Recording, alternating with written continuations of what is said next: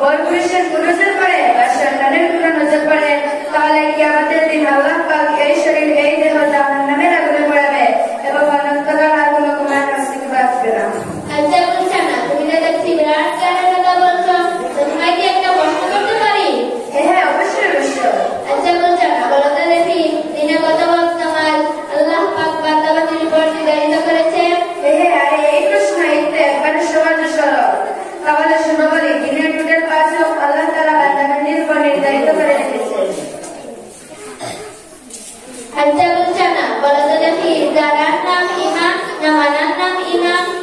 ও আচ্ছা, এবার বুঝি মনে পড়েছে, মানার নাম হচ্ছে ইমান। এটা কিভাবে আল্লাহ মাজিদা, তুমি তোমার যুক্তি দিয়ে শুনো। তাহলে আমাদের হুজুর কারি নাসিরউদ্দিন একটা ঘটনা বলতে যে বলেছিলেন মানার নাম হচ্ছে ইমান।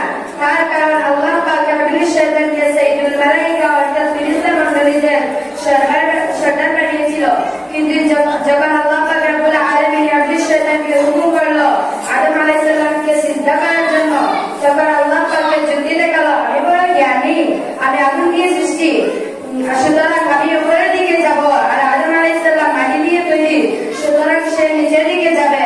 আমি মানতে পারলাম না, সুতরাং সে আজ মানিনি বলে বিতাড়িত শুধু জানলে হবে না, এটা বুঝতেই হবে।